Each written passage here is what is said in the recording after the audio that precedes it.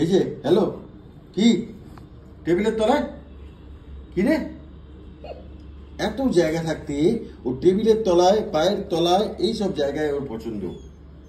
হ্যাঁ, বিছানা রয়েছে, ঘর রয়েছে, তোর ওসব পছন্দ না রে? কি মানে অপকর্ম, একে দেখলে আমার মাথা গরম হয়ে যায় মাঝে মাঝে, জানো তো? কেন, কিসের জন্য? এই ওর কাজকর্মের জন্য। তুমি তো নিয়ে এসছো, ওর একটাও কাজ ঠিক নেই। নিয়ে এসছো তুমি তো। কিন্তু এরকম কাজকর্ম আমার ঠিক পছন্দ নয়। এই যে চলে যাচ্ছে, হ্যালো কোথায়, এই দেখো বাচ্চা দূরে দিলে কোথায় চলে যাচ্ছে মাম। তো চলো, এখানে আজকে আমাদের লাঞ্চে কি মেনু রয়েছে সেটা একবার চটপট দেখে নি। এটা কি রয়েছে? পোলাও। কালকে রাতে পোলাও এখনো রয়েছে, আর মা তো পোলাও পেলে আর কিছু চায় না, তাই জন্য মাই পোলাওটা খাবে। এছাড়া মা আর কি খাবে পোলাও দিয়ে? মাটন। মাটন, কালকে যে মাটন হয়েছিল সেই মাটন। মা ইস কেন, ইস কিসে?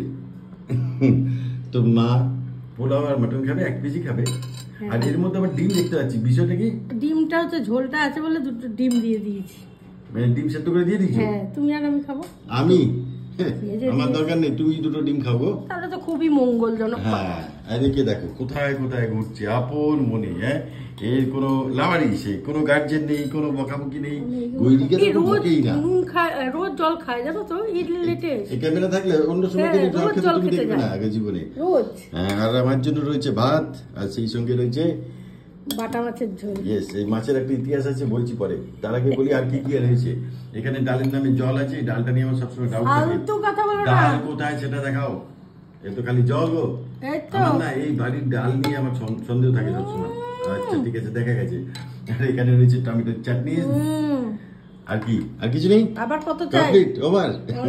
আচ্ছা, এই মাছ নিয়ে বলছিলাম, আমাদের বাড়ির বাজার সরকার এখন গৈরিকা, তাই তো? গৈরিকা চান্দা মজা পেয়ে গেছি। হ্যাঁ, রোজ বাজার করতে খুব ভালো লাগে। বাজার কাছে তো, যখন তখন যাচ্ছে। আর দিও না, কি এত কোথা থেকে দিলে? হ্যাঁ, এত বছর বিয়ে হয়েছে, জানলেন ভাত খাই। হ্যাঁ, আমি স্বল্পাহারি রে ভাই, শাকাহারি স্বল্পাহারি, আমি সব হারি। তো যেটা বলছিলাম, এখন কাছেই বাজার, গৈরিকা চট করে যাচ্ছে, টাকা পয়সা নিয়ে কেনাকাটি করছে, আপন মনে ঘোরাফেরা করছে, চলে আসছে।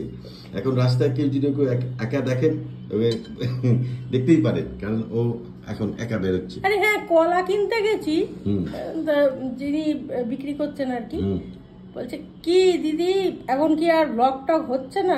এই কেলেঙ্কারি করেছে, সব হচ্ছে, তুমি কলা দাও। আর গৈরিকা যখন বাজার যায়, মা এখানে দৌড়াদৌড়ি করে, একবার দরজায় ছোটে, একবার জানলায় ছোটে, একবার ছাদে ছোটে, একবার ব্যালকনি ছোটে। কোথা থেকে মেয়েকে একটু এক ঝলক দেখতে পাবে। মা দেখলে কি করবেন? চিন্তা করবেন, চলে আয় চলে আয় বাড়ি। যাচ্ছি কিনা দেখছি।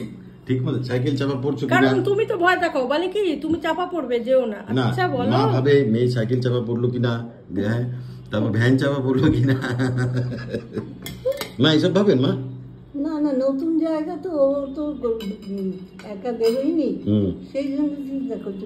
চিন্তা মানে ঘরের মধ্যে রীতিমতো ছোটাছুটি দৌড়াদৌড়ি লাগিয়ে দেয়। আমি একদিন ভিডিও করবো, তখন এই ট্রেডিং এ থাকি বলে সম্ভব হয় না। হ্যাঁ, কোথায় আমাকে বলছে, কোথা থেকে দেখতে পাবো, কোথা থেকে যাচ্ছে, কোথা দিয়ে চলছে, বুঝো। তুমি একটা দড়ি বেঁধে নিয়ে যাবে। আমি তো আজকে মাছ কিনতে যাচ্ছি, মাছটা একটু দূরে, হাঁটতে হয়। আমি ভাবছি কি জানলা দিয়ে মা যদি দেখে চন্দনকে উৎপাত করবে, এই চন্দন দেখো তো মাম কোথায় যেন চলে গেল। তখন আমার বিপিসিএল ওঠানামা করছে, হ্যাঁ, আইওসি ওঠানামা করছে, তখন বলছে মাম কোথায় গেছে। গৈরিকা আমার ভরসায় নেই, নিজেই এখন সব বাজার করছে। আমাদের বাড়ির বাজার সরকার এখন আমার আজকে সকালবেলা গেছিলাম কিন্তু বাজারে, ভোরবেলা, কিন্তু তখন বাজার বসেনি ঠিক করে, তাই আবার চলে এসেছি। ভোরবেলা গেছে, আজকে বৃষ্টির জন্য বাজার বসেনি। বৃষ্টির জন্য বাজারটা ঠিক বসেনি, সেই হচ্ছে না। বি পজিটিভ, হ্যাঁ, সবসময়। আর কি মাছ, এই মাছও দাম বেশি দিয়ে কিনে এনেছে। ফালতু কথা বলো না, ফালতু কথা। আমি বুঝতে পারছি না, তুমি আমাকে এত এত দিচ্ছ কেন হঠাৎ করে? না, এই যে 2টো কেন, আগে একটা খেতে পারলে তবে আর একটা।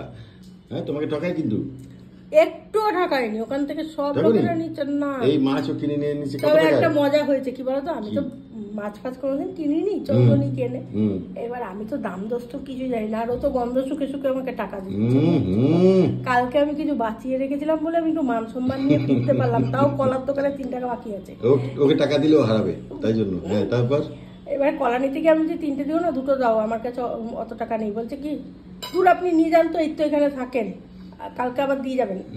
সে বলে জোর করে আমাকে দিয়ে দিল। আচ্ছা যাই হোক, 3 টাকা কম পড়েছে। এবারে মাছের দোকানে গেছি, গিয়ে আমি বলছি কি যে দাদা কাটাপোনা মাছের ইয়ে দেবেন, 3টে গাদা দেবেন। বলছে হ্যাঁ দিচ্ছি। তা আমি বলছি কি কত দাম? বলছে কি রুই কাটাপোনার দাম 250, কাতলা কাটাপোনার দাম 350। আমি বলছি 3টের দাম কত হবে দাদা? বলছে 70 টাকা। এবার আমি মনে মনে ভাবছি কি বাটা মাছের দাম কমই হবে, তাহলে এক কাজ করি বাটা মাছই নিই, দুটো পয়সা যদি বাঁচাতে পারি এই ভেবেছি, বুঝলেন তো।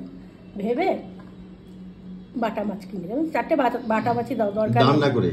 হ্যাঁ 4টে বাটা মাছই দাও, দরকার নেই, ওভার কনফিডেন্স, দরকার নেই কাটাপোনা নেবো না, তুমি 4টে বাটা মাছ দিয়ে দাও।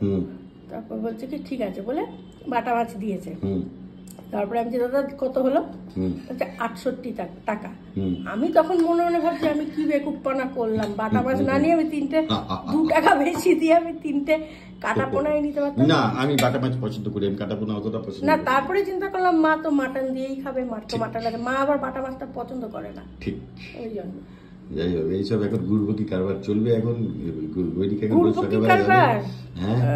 কি করবে। তারপরে আবার বলছে কি তোমাকে ঠকিয়ে দিতে 50 টাকায় আমি এত মাছ আনি। আমি বলছি কি বলে এত মাছ আনে, বাটা মাছ এই সাইজ তো আনেই না, তোমরা দেখো কি সব সাইজ আনে, এইটুকু আঙ্গুলের সমান সাইজ।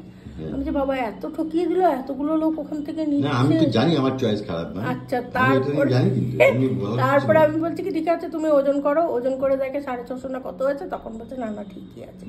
আচ্ছা মা, আমার চয়েস খারাপ না ভালো আপনি বলুন তো, আজকে এটা দফারফা হয়ে যাক।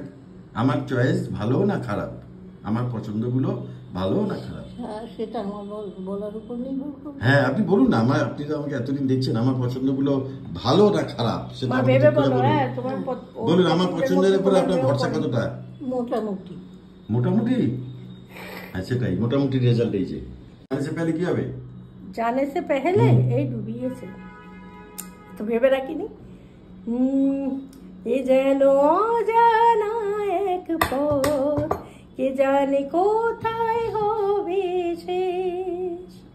স্বপ্ন কি চেয়ে যে দেখি, এ যেন অচেনা এক দেশ, এ যেন অজানা এক পথ, কে জানে কোথায় হবে শেষ।